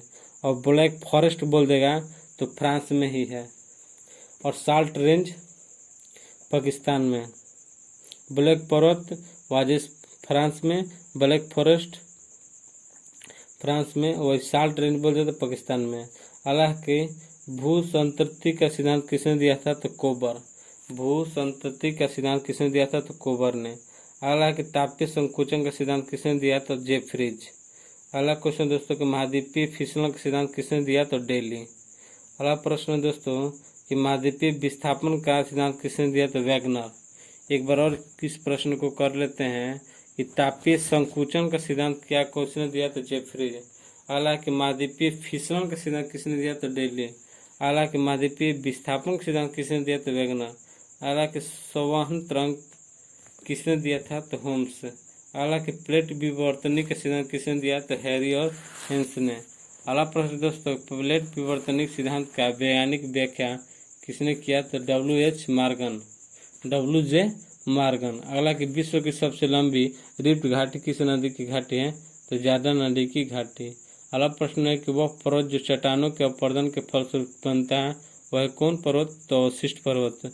अगला दोस्तों है अवशिष्ट पर्वत के उदाहरण कौन कौन है? तो विंध्याचल, सतपुड़ा, नीलगिरी, पारसनाथ, राजमहल। दोस्तों अवशिष्ट पर्वत क्या है? विंध्याचल, सतपुड़ा, नीलगिरी, पारसनाथ और राजमहल। अगला वलित पर्वत के उदाहरण कौन कौन है? तो हिमालय दोस्तों एक नवीन वलित पर्वत है। Alps, Ural, Rockies, Andes, Aravalli. दोस्तों Himalaya, Alps, Ural, Rockies, Andes और अरावली ये सब वलित पर्वत के उदाहरण है। अगला विश्व के विशाल वलित पर्वतों की रचना कब हुई थी? तो 30 मिलियन वर्ष पहले। विश्व के विशाल वलित पर्वतों की रचना कब हुई थी? तो 30 मिलियन वर्ष पहले। अगला कि विश्व की सबसे लंबी पर्वत श्रेणी कौन है? तो एंडीज, जो कि एक वलित पर्वत श्रेणी है। अगला एंडीज पर्वत श्रेणी कहाँ स्थित है? दोस्तों इसका सही उत्तर है दक्षिण अमेरिका के पश्चिमी तट पर। अगला कि विश्व की सबसे ऊंची चोटी कौन है? तो माउंट एवरेस्ट, जिसकी ऊंचाई 8,848.6 है। अगला है कि अफ्रीका सर्वोच्च शिखर है किसका? तो माउंट किलिमंजारो को, जिसकी ऊंचाई 5,895। दोस्तों अफ्रीका का सर्वोच्च शिखर है माउंट किलिमंजारो, जिसकी ऊंचाई 5,895 मीटर। अगला कि माउंट किलिमंजारो स्थित है कहाँ? तो तंजानिया में। अगला कि वलित पर्वतों के निर्माण का आधुनिक सिद्धांत किसकी संकल्पना पर आधारित है? तो दोस्तों इसका सही उत्तर है प्लेट टेक्टोनिक। वलित पर्वतों के निर्माण का जो आधुनिक सिद्धांत है किसकी संकल्पना पर आधारित है? तो प्लेट टेक्टोनिक। अगला है कि भारत का वह पर्वत जो विश्व के वलित पर्वतों में गिना जाता है? तो दोस्तों सही उत्तर है अरावली। अगला है कि अरावली की सबसे ऊंची चोटी कौन है? तो गुरु शिखर। अगला प्रश्न दोस्तों, अरावली पर्वत की समुद्र तल से ऊंचाई कितना है? 1722 मीटर। अगला प्रश्न दोस्तों, कि पठार का शीर्ष भाग कैसा होता है? तो चौड़ा और सपाट। पठार का जो शीर्ष भाग होता है कैसा होता है? तो चौड़ा और सपाट। अगला समांतर पठार की ऊंचाई कितनी होती है? तो 300 से 500 फीट। अगला तिब्बत के पठार की ऊंचाई कितनी होती है? इसका सही उत्तर है दोस्तों 16,000 फीट। अगला प्रश्न दोस्तों, कि बोलिविया के पठार के ऊंचाई कितना है? तो 12,000 फीट और कोलंबिया के 7800 फीट। अगला प्रश्न दोस्तों, दक्षिण का पठार किस पठार का भाग है? दोस्तों इसका सही उत्तर है महाद्वीपीय पठार का। अगला दोस्तों, कि वर्षा के कारण बनी नदियों के बहने के फलस्वरूप किस मैदान का निर्माण होता है? तो दोस्तों इसका सही उत्तर है रेगिस्तानी मैदान का। वर्षा के कारण बनी नदियों के बहने के फलस्वरूप किस मैदान का निर्माण होता है? तो रेगिस्तानी मैदान का। अगला कि चूने पत्थर की चट्टानों के घूमने से निर्मित मैदान क्या कहलाता है? तो कास्ट मैदान। चूना पत्थर की जो चट्टान है उसके घूमने से निर्मित मैदान क्या कहते हैं? कास्ट मैदान। अगला कि सर्वाधिक उत्सुत कुआं कहाँ पाया जाता है? तो ऑस्ट्रेलिया में। सर्वाधिक उत्सुत जो कुआं है कहाँ पाया जाता है? दोस्तों इसका सही उत्तर हो जाएगा ऑस्ट्रेलिया में। अगला प्रश्न दोस्तों, कि अंडे की टोकरी की जो स्थलाकृति है किसे कहते हैं? तो ड्रमलिन को। अंडे की टोकरी की जो स्थलाकृति है किसे कहते हैं? ड्रमलिन को। अगला है कि गाज का निर्माण कब होता है? तो युवावस्था में। गाज का निर्माण कब होता है? तो युवावस्था में। अगला कि V आकार की घाटी किससे बनती है? तो दोस्तों नदी से बनती है। अगला है दोस्तों, लटकती घाटी या यू आकार की जो घाटी है या मोरेन किस क्षेत्र की बनते हैं? तो हिमालय क्षेत्र में। लटकती घाटी या यू आकार की घाटी या मोरेन किस क्षेत्र में बनते हैं? तो हिमालय क्षेत्र में। अगला है कि हवा के तेज वेग से बने रेतीले टीलों को क्या कहते हैं? तो मरु टिब्बा। दोस्तों रेगिस्तानी क्षेत्र में जो जब तेज हवा चलती है तो उससे इकट्ठा जो भी रेतीले होते हैं उन रेत को मरु टिब्बा कहा जाता है। अगला के 9 चंद्राकार टिब्बे जिनकी भुजाएं पौनों की दिशा में निकली होती है उसे क्या कहते हैं? तो बरखान कहलाते हैं। 9 चंद्राकार जो टिब्बे होते हैं, जो टीले होते हैं जिनकी भुजाएं पौनों की दिशा में निकली होती है उसे बरखान कहलाते हैं। अगला के वह हिमनद गर्त है जिनमें समुद्री जल भर जाता है तथा जो समुद्री तट रेखा पर होती है उसे क्या कहते हैं? फ्योर्ड कहते हैं। अगला है कि हिमनद के पिघलने पर जल से भरी सर को क्या कहते हैं? तो सर्क झील या टोरन झील। अगला है कि सर्क के शीर्ष पर अपर्दन होने से क्या निर्माण होता है? तो हॉर्न। अगला प्रश्न है कि आल्प्स पर्वत की सबसे ऊंची चोटी कौन है? तो मेटरहॉर्न। अगला दोस्तों है कि नॉर्वे का तट किस तट का उदाहरण है? तो फियर्ड तट का उदाहरण है। अगला प्रश्न है कि भारत में गुजरात का काठियावाड़ तट किस तट का उदाहरण है? तो नीलगढ़ तट का। अगला प्रश्न दोस्तों कि एनाकोंडा विश्व का सबसे बड़ा सांप किस वन में पाया जाता है? एनाकोंडा जो विश्व का सबसे बड़ा सांप है किस वन में पाया जाता है? तो दोस्तों इसका सही उत्तर हो जाए उष्णकटिबंधीय सदाबहार वन में। हालांकि उष्णकटिबंधीय सदाबहार वन में वर्षा कितना सेंटीमीटर होती है? तो 200 सेंटीमीटर से अधिक होती है। अगला कि विषुवतीय रेखीय प्रदेशों और उष्णकटिबंधीय प्रदेशों किस वन में पाए जाते हैं? दोस्तों इसका सही उत्तर हो जाए उष्णकटिबंधीय सदाबहार वन में। अगला दोस्तों प्रश्न कि साल, सागवान, बांस किस वन में पाए जाते हैं? तो उष्णकटिबंधीय अर्धपतझड़ वन में। साल, सागवान, बांस किस वन में पाए जाते हैं? उष्णकटिबंधीय अर्धपतझड़ वन में। अगला प्रश्न दोस्तों उष्णकटिबंधीय अर्धपतझड़ वन में वर्षा कितना सेंटीमीटर होती है? तो 150 सेंटीमीटर से कम होती है। अगला है कि किस वन में वृक्ष झाड़ियों का मिश्रण होता है? दोस्तों इसका सही उत्तर है विषुवतीय रेखीय वन में वृक्ष झाड़ियों का मिश्रण होता है। अगला है कि किस वन के वृक्ष की पत्तियां नुकीली होती हैं? तो टांगा वन में नुकीली पत्तियां होती है। अगला टुंडा वन में कौन से पौधा पाए जाते हैं? तो मास से लाइकेन।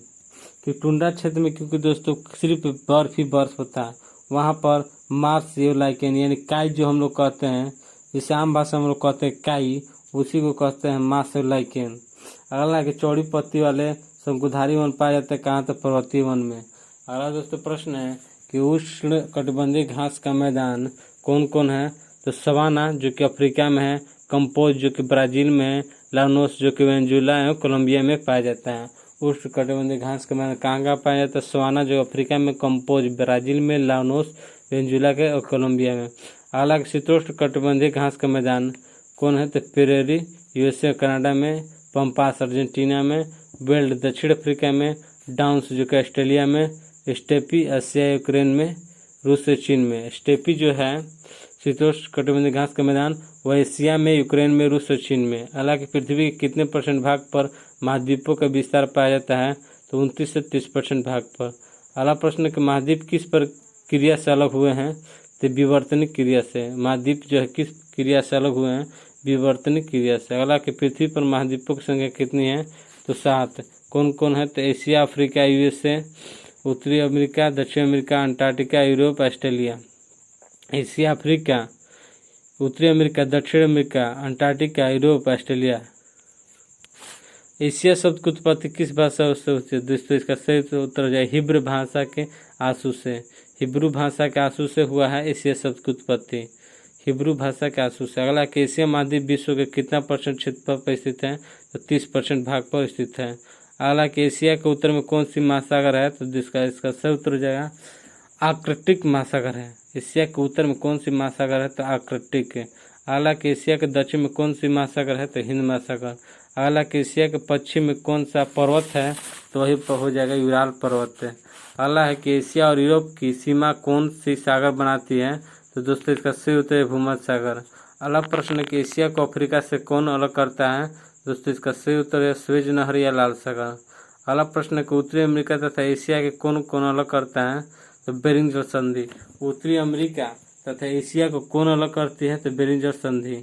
अगला कि सर्वाधिक जनसंख्या वाला महाद्वीप कौन है? तो एशिया, जिसमें कुल 60% पाए जाते हैं।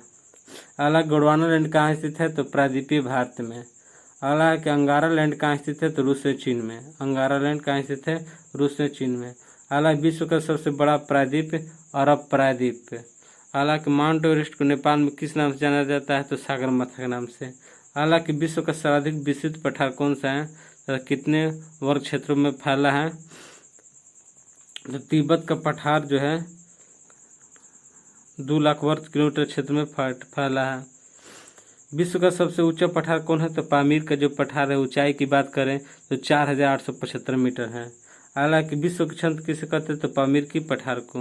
अगला देश कि एशिया में सर्वाधिक जनसंख्या और अगर देश की बात करें तो चाइना है और दूसरे नंबर पर भारत है।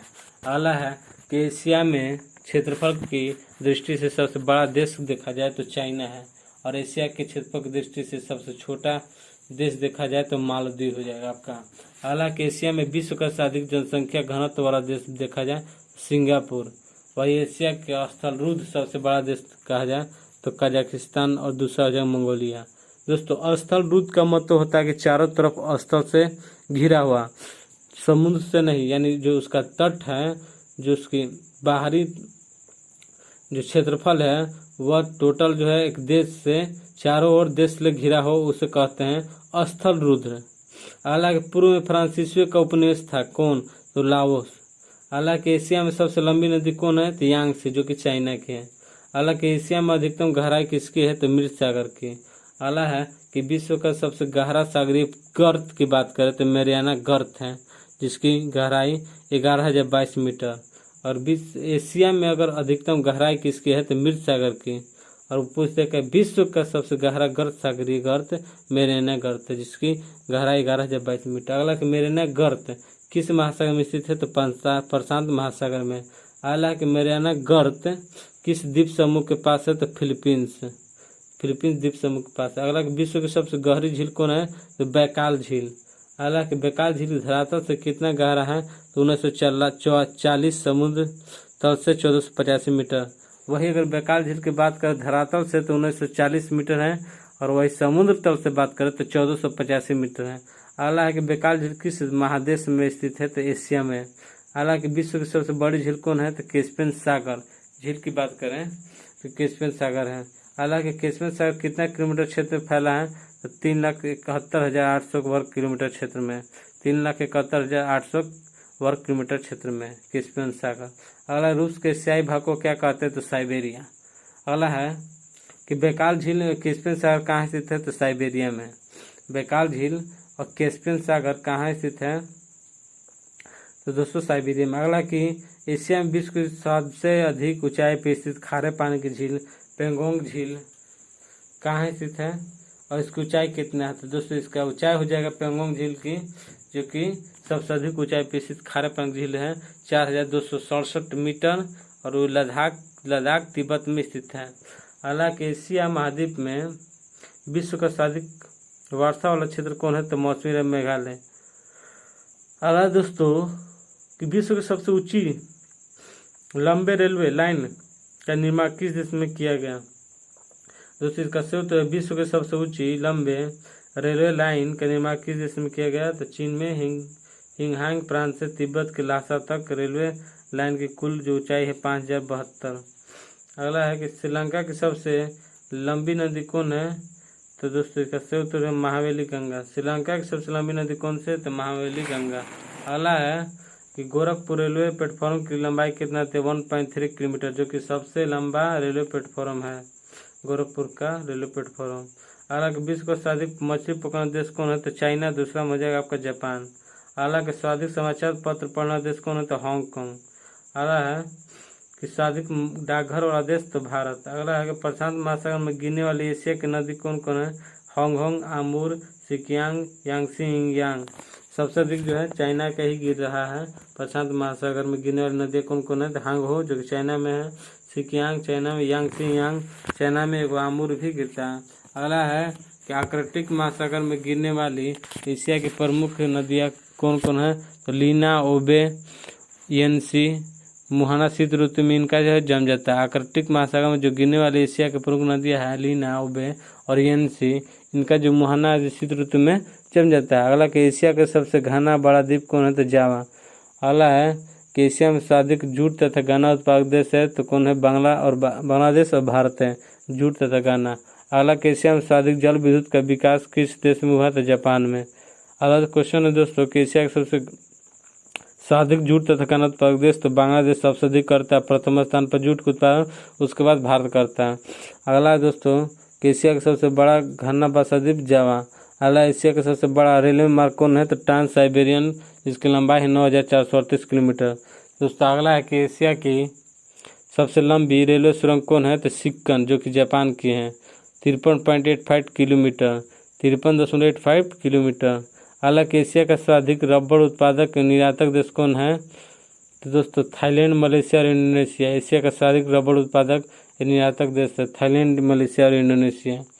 समुद्र तल से गहराई बात करें 240 मीटर होता है। हालांकि एशिया में तंबाकू, गेहूं, चावल, चाय, कपास आदि के उत्पादन में प्रथम देश कौन है? तो चाइना। एशिया में तंबाकू, गेहूं, चावल, चाय, कपास आदि के उत्पादन प्रथम देश कौन है? तो चाइना। अगला कि एशिया में प्राकृतिक रबर उत्पादन में प्रथम देश कौन है? दोस्तों इसका सही उत्तर हो जाए थाईलैंड। अगला टीन के निर्यात में प्रथम देश विश्व में कौन है? तो मलेशिया। अगला दोस्तों प्रश्न है कि विश्व का सर्वाधिक जलयान बनाने देश कौन है? तो जापान। अगला प्रश्न दोस्तों है कि आर्कटिक प्रशांत महासागर को जोड़ने वाला जो जल डमरू मध्य है वो कौन सा है? तो बेरिंग जल डमरू मध्य। अगला प्रश्न दोस्तों जापान का नागासाकी शहर किस द्वीप पर स्थित है? तो क्यूशू द्वीप पर। जापान का जो नागासाकी शहर है किस द्वीप पर स्थित है? तो क्यूशू द्वीप पर। अगला कि चानुयू उत्सव कहाँ मनाते हैं? तो दोस्तों जापान में। चानुयू उत्सव कहाँ मनाते हैं? जापान में। दोस्तों जापान के नागासाकी पर जो बम गिराया गया था कब गिराया गया था? आप लोग बताइएगा कमेंट सेक्शन में। अगला है कि अंतर्राष्ट्रीय तिथि रेखा के समानांतर कौन सी जल संधि है? तो बेरिंग जल संधि। हालांकि विश्व में सिंचाई नहरों का सबसे बड़ा जाल किस देश में? तो पाकिस्तान में। अगला दोस्तों प्रश्न कि म्यांमार किस मंदिरों के लिए प्रसिद्ध है? तो बौद्ध मंदिरों के लिए। अगला दोस्तों स्वर्णिम त्रिभुज के अंतर्गत कौन कौन आते हैं? तो लाओस, थाईलैंड और म्यांमार। स्वर्णिम त्रिभुज के अंतर्गत कौन कौन आता है? तो लाओस, थाईलैंड और म्यांमार। अगला कि एशिया का सबसे गर्म स्थान कौन है? तो मोनजोदड़ो जो कि पाकिस्तान में है, एशिया का सबसे गर्म स्थान। अगला कि एशिया का सबसे ठंडा स्थान कौन है? तो बरखोयांग जो कि साइबेरिया क्षेत्र में पाया जाता है। बरखोयांग एशिया का सबसे ठंडा स्थान। अगला कि पृथ्वी का शीत ध्रुव किसे कहा जाता है? तो दोस्तों इसका सही उत्तर है बरखोयांग को, जो कि साइबेरिया क्षेत्र में पाया जाता है। अगला कि स्वेज नहर जोड़ती है किसको? लाल सागर और भूमध्य सागर को। अगला विश्व का सबसे बड़ा सिनकोना उत्पादक देश कौन सा है? तो इंडोनेशिया। अगला दोस्तों है कि सिनकोना से क्या बनाई जाती है? तो कुनैन। सिनकोना से क्या बनाया जाता है दोस्तों? कुनैन। अगला कुनैन से क्या बनता है? तो मलेरिया की दवा कुनैन से प्राप्त किया जाता है, यानी बनता है। अगला कि विश्व का दूसरा सबसे बड़ा महाद्वीप अफ्रीका, पहला हो जाएगा एशिया। अगला है जिब्राल्टर जल संधि किसको किसको अलग करती है? तो अफ्रीका यूरोप को। जिब्राल्टर जल संधि किसको किसको अलग करती है? अफ्रीका यूरोप का। अगला कि अफ्रीका महादेश के पूर्व कौन सा महासागर है? तो हिंद महासागर। अगला जो प्रश्न क्वेश्चन दोस्तों कि अफ्रीका महादेश के पश्चिम में कौन सा महासागर है? तो अटलांटिक महासागर। अगला प्रश्न दोस्तों कि वह महाद्वीप जिससे होकर विषुवत मकर वृत्त गुजरती है वो कौन सा है? तो अफ्रीका। अगला कि अफ्रीका की सबसे बड़ी झील कौन है? तो विक्टोरिया। अगला प्रश्न दोस्तों नील नदी कहाँ जाकर गिरती है? दोस्तों इसका सही उत्तर हो जाए भूमध्य सागर में। अगला प्रश्न दोस्तों कि अफ्रीका की कौन सी जल जनजाति है जो विदेशों पर्यटकों को मार्गदर्शन का काम करती है? तो तुआरेंग। तुआरेंग जो जनजाति है अफ्रीका की जो विदेशी पर्यटकों को मार्गदर्शन का काम करती है, तुआरेंग। अगला कि अफ्रीका की जनजाति कौन कौन है? तो बुशमैन, पिग्मी और बद। अगला कि विश्व का सबसे गर्म स्थान ग्रीनलैंड रेंज या मृत्यु घाटी कैलिफोर्निया जो कि यूएसए में। तापमान इसका कितना है? तो 57.7 डिग्री सेल्सियस सबसे गर्म स्थान। अगला कि कांगो नदी विषुवत रेखा को कितनी बार काटती है? तो 2 बार। अगला कि लिम्पोपो नदी मकर रेखा को कितनी बार काटती है? तो 2 बार। अगला है कि अफ्रीका का ट्रांसवाल क्षेत्र किसके लिए प्रसिद्ध है? दोस्तों इसका सही उत्तर जेब्रा और जिराफ के लिए। अफ्रीका का ट्रांसवाल क्षेत्र किसके लिए प्रसिद्ध है? जेब्रा और जिराफ के लिए। अगला कि अफ्रीका के उष्ण घास के मैदान को क्या कहते हैं? तो सवाना। अगला प्रश्न है कि शीतोष्ण घास के मैदान को क्या कहते हैं? दोस्तों तो वेल। अगला प्रश्न दोस्तों का अफ्रीका का सबसे लंबा रेल मार्ग कौन है? तो केप कायरा रेल मार्ग। अगला प्रश्न दोस्तों कि लाल सागर में भूमध्य सागर को कौन मिलाती है? दोस्तों इसका सही उत्तर हो जाएगा स्वेज नहर मिलाती है जो कि मिस्र में है। अगला है कि स्वेज नहर के दक्षिणी छोर पर कौन सी पतन है? तो पोर्ट स्वेज। उत्तरी छोर पर कौन है? स्वेज नहर के जो उत्तरी छोर पर कौन सा पतन है? तो दोस्तों पोर्ट सईद। और वही दक्षिणी पे बोलेगा तो पोर्ट स्वेज और उत्तरी पे बोलेगा तो पोर्ट सईद। अलग उत्पादन की दृष्टि से हीरे की सबसे बड़ी खान कौन है? तो किम्बरले। अगला दोस्तों कि क्षेत्रफल की दृष्टि से हीरे की सबसे बड़ी खान कौन है? तो उरापा जो कि बोत्सवाना में है। अगला दोस्तों कि विश्व का सबसे विशाल हीरा कौन है? तो कुलिनॉन जो कि 31.6 कैरेट का है, यानी 3106 कैरेट का है कुलिनान हीरा। विश्व का सबसे विशाल हीरा कुलिनान। अगला कि उत्पादन की दृष्टि से हीरा का सबसे बड़ी खान है? तो किम्बरले है। अगला है कि 4 झील किस मरुस्थल में स्थित है? तो सहारा। अगला सहारा किस महाद्वीप में स्थित है? तो उत्तरी अफ्रीका में।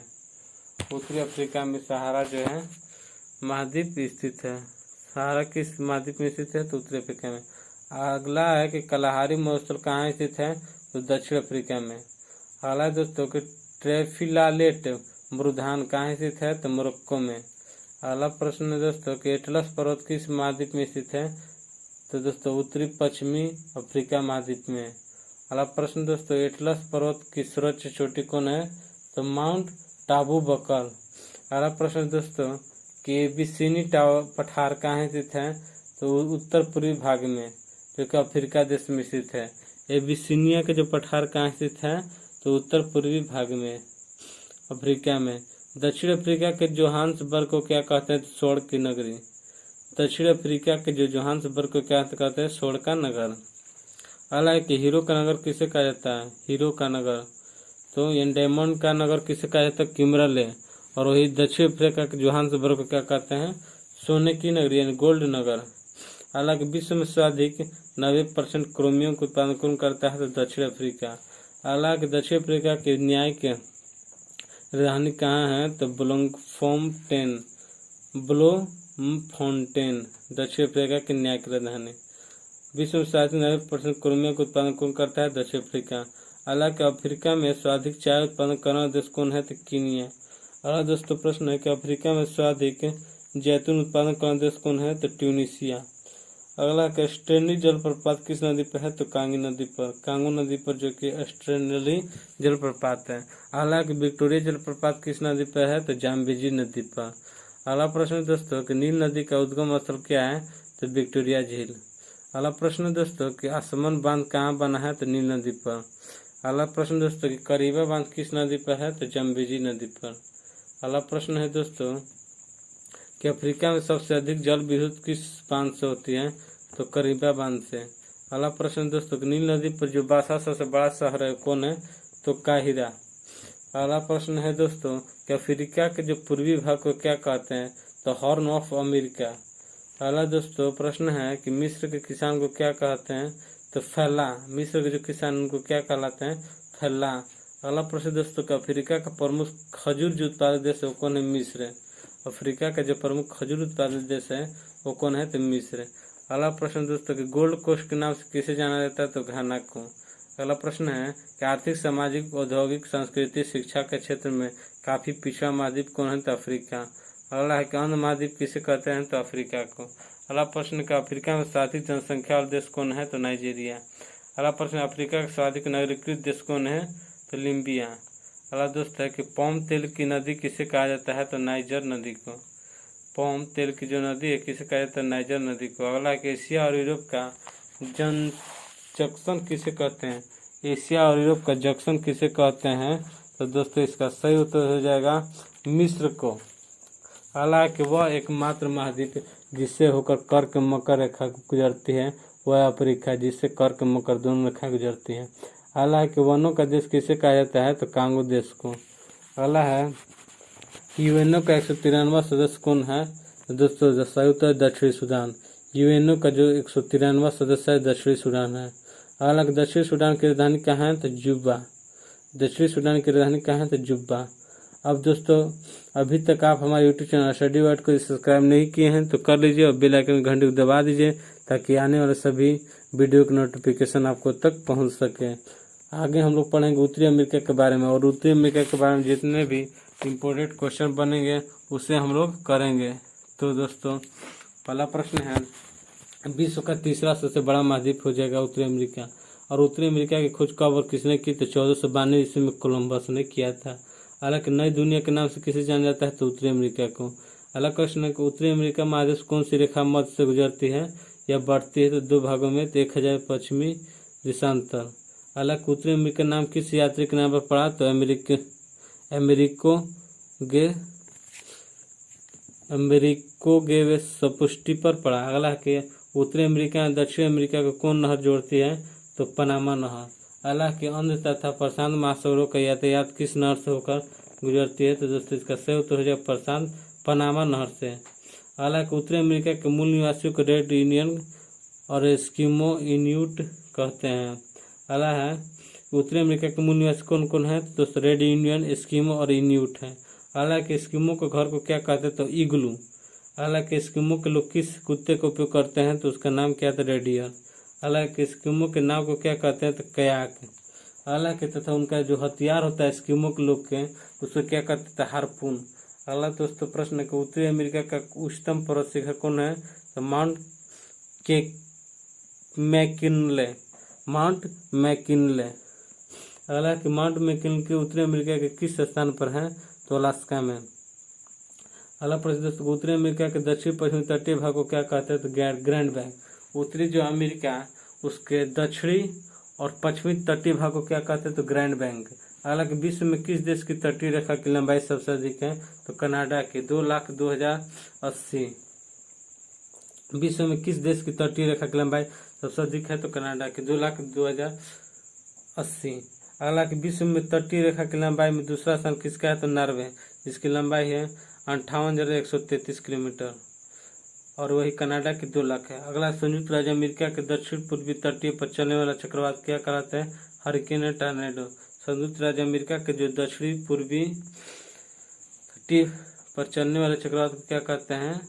तो हरिकेन टॉर्नेडो। अगला प्रश्न दोस्तों उत्तरी अमेरिका के शीतोष्ण घास के मैदान को क्या कहते हैं? प्रेयरी।